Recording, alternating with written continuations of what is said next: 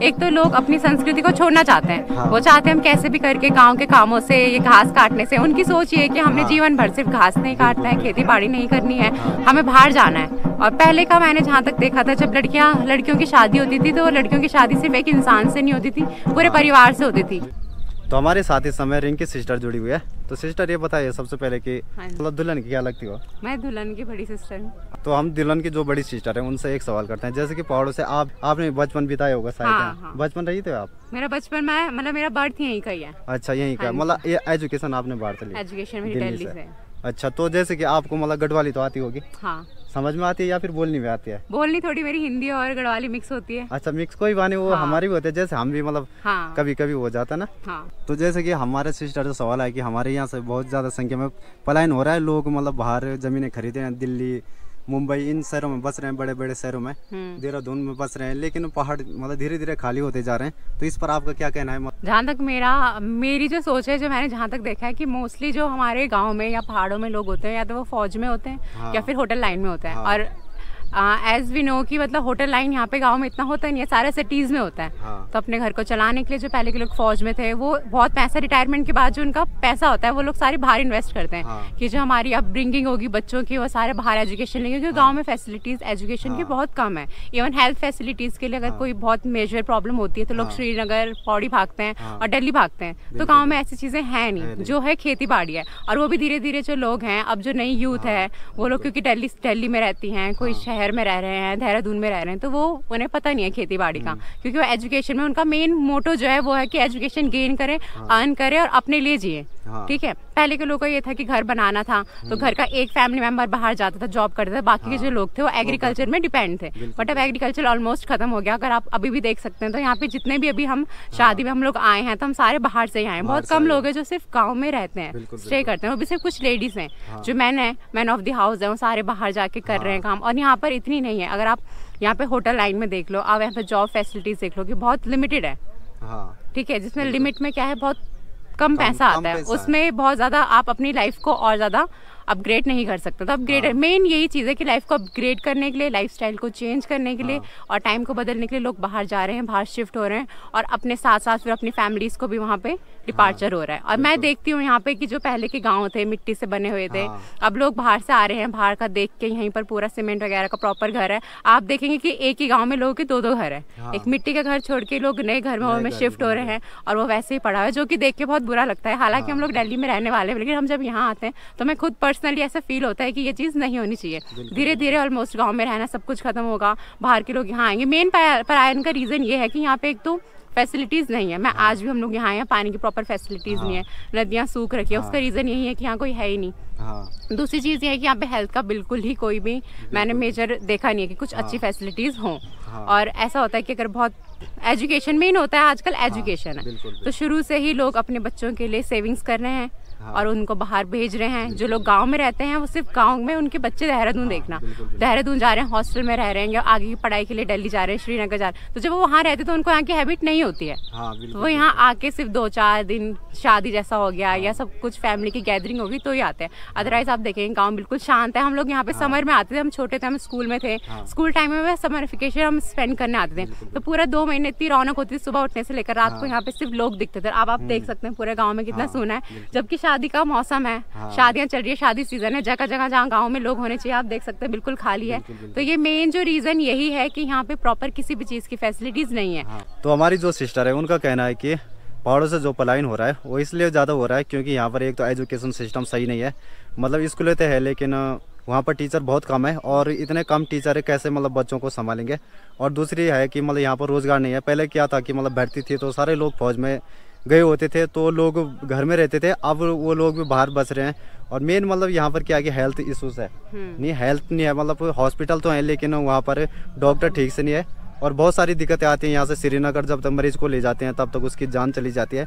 तो पहाड़ों से जो मेन मतलब पलायन होने का कारण है वो यही है कि मतलब एजुकेशन सिस्टम और हॉस्पिटल। पहले था कि रोड नहीं थी लेकिन अब गाँव में रोड है, रोड की इशू नहीं है। अगर सरकार इन 2 चीज़ों पर ध्यान देगी, एक तो हेल्थ पर, दूसरा एजुकेशन और तीसरा थोड़ा बहुत रोजगार पर, तो पहाड़ों से पलायन होने का कभी नाम ही नहीं होगा। तो सिस्टर से हमारा दूसरा सवाल है, जो लोग शहरों में पलायन कर चुके हैं तो उनको आपको क्या कहना है कि मतलब उनको अपने पहाड़ को छोड़ना चाहिए, क्योंकि दूसरी जाति के लोग आते हैं तो इससे मतलब भू कानून भी मतलब खतरे में पड़ेगा, तो किसी दिन यहाँ पर जो दूसरी जाति के लोग हैं उनका कब्जा हो जाएगा, तो इस पर आपको क्या कहना है? मेरा कहने का मेन ये है कि हम सबकी बेसिक नीड्स अलग हैं, उस हिसाब से लोग पलायन करते हैं। किसी का रहना खाना अपनी ग्रेड करने के लिए वो बाहर गए हैं।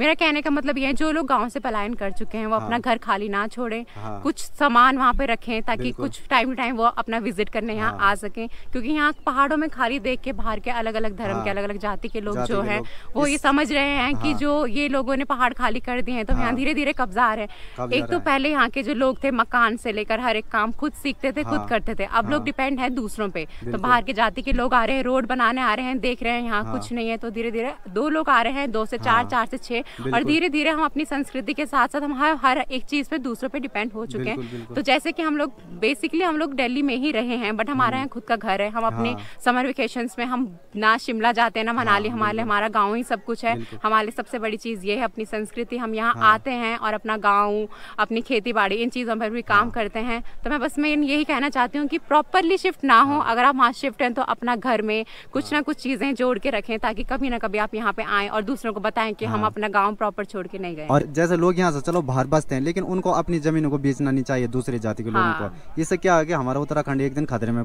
पड़ जाएगा। कोरोना जैसे महामारी आएगी, फिर कहाँ जाएंगे पहाड़ के लोग? ये भी सोचने वाली बात। उनको मतलब पलायन नहीं करना चाहिए। अगर पलायन करते भी हैं तो लेकिन जमीन को नहीं बेचना चाहिए कभी भी। देखो जमीन ऐसा है कि कहीं ना कभी देखो चीजें बदल रही है। यहाँ का वातावरण शुद्ध, पानी शुद्ध, हवा, हर एक चीज हमारी जो संस्कृति हमें जो यहाँ मिलेगी वहाँ हम बाहर चाहे कितना भी शिफ्ट हो जाए, दिल्ली जैसे, बुराड़ी जैसे, लक्ष्मीनगर, विनोदनगर जैसे एरिया में हम देखते हैं बहुत पहाड़ी होते हैं, बट पहाड़ों को छोड़ के तुम दिल्ली में बस के ये नहीं बोल सकते कि हम पहाड़ी हैं। यहाँ जरूर आए, अपना पलायन करें, पर इस तरीके से कि लोग देखे तो अपना घर ना छोड़े।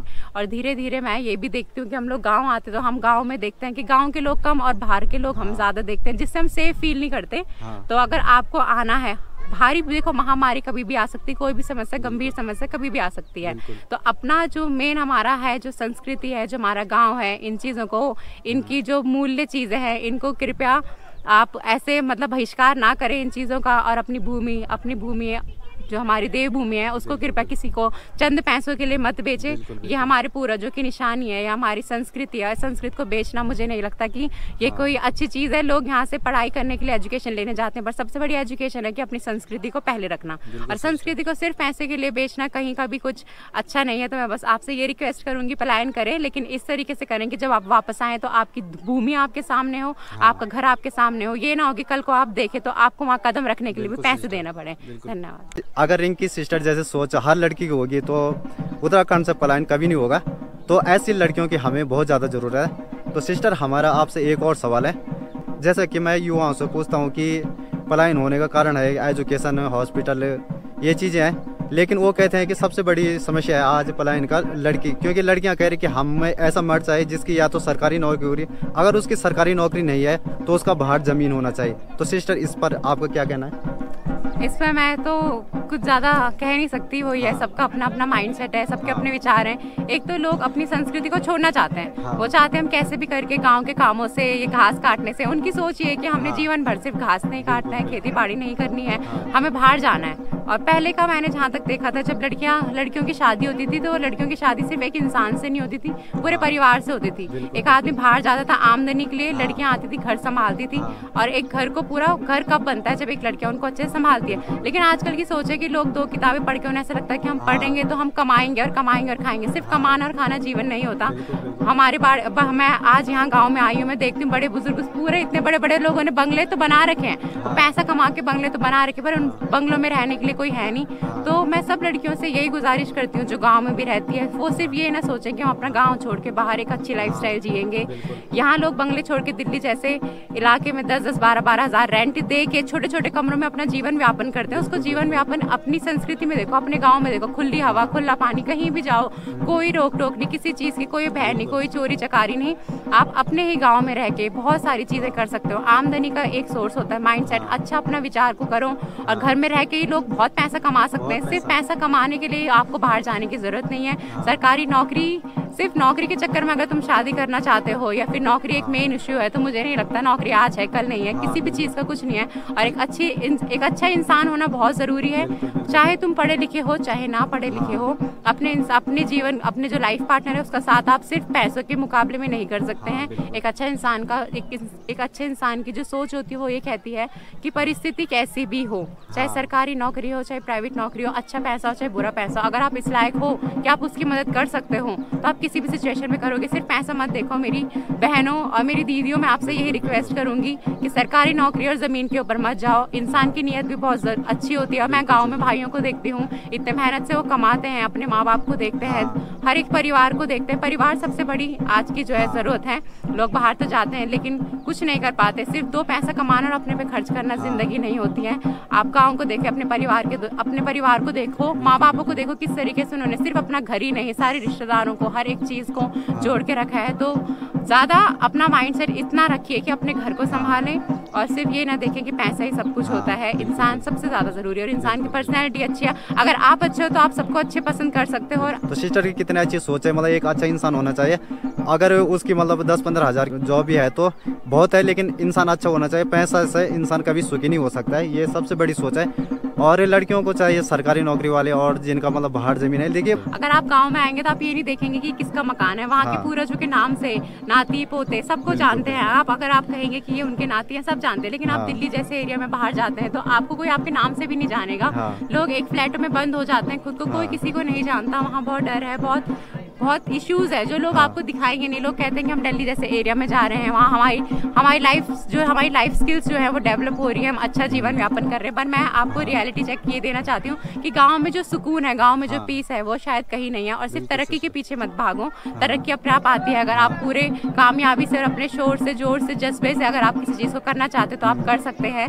सिर्फ पैसा सब कुछ नहीं है। मैं लास्ट टाइम यही कहूँगी कि पैसा ही सब कुछ नहीं है। पैसा हमारी ज़रूरत है और ज़रूरत है जो वो हम खुद ही पूरी कर सकते हैं, किसी पे डिपेंड होके नहीं। जो लड़कियां आज की पढ़ी लिखी हैं, मैं जो जानती हूँ, सब कहते हैं कि हमें एक सरकारी जॉब वाला लड़का चाहिए। बट मैं कहती हूँ कि बहनों, अगर आप इतनी अच्छी एजुकेशन ले रहे हैं तो आप उस इंसान की भी हेल्प कमा के खुद कर सकते हैं, उस पर डिपेंड नहीं रह सकते। लड़के क्यों करें? सिर्फ लड़का ही क्यों करे? और लड़कियां कमा के सिर्फ देखो, मैंने जहाँ तक देखा, एक लड़का जो होता है सिर्फ एक लड़की को नहीं पूरे परिवार को लेकर चलता है। तो थोड़ा उसको भी समझे। अगर आप इतने समझदार होंगे तो आपके लिए हर एक चीज़ तैयार होगी। फिर वो चाहे सरकारी नौकरी क्या हो और पैसा क्या हो और जमीन क्या हो, सब आपके लिए होगा। पर आप अपनी मानसिकता को सुधारें और पैसों के लिए मत भागें। बिल्कुल सिस्टर, बहुत बहुत धन्यवाद। तो सिस्टर, जैसे कि आप कभी शादी करोगी तो आप मतलब कैसे लड़के को चॉइस करोगे? मेरा मेन मानना है कि मेरी सोच यही है कि चाहे वो लड़का हो चाहे लड़की हो, आज के टाइम पे मेहनत बहुत ज़रूरी है। कंपटीशन इतना बढ़ गया है कि महंगाई इतनी बढ़ गई है कि एक के कमाने से तो वैसे भी नहीं होगा। मैं कभी ये नहीं सोच रही कि किसी को दोनों को मिलकर दोनों जब मिलेंगे तो ही होगा। देखो, एक इंसान से कुछ नहीं होता।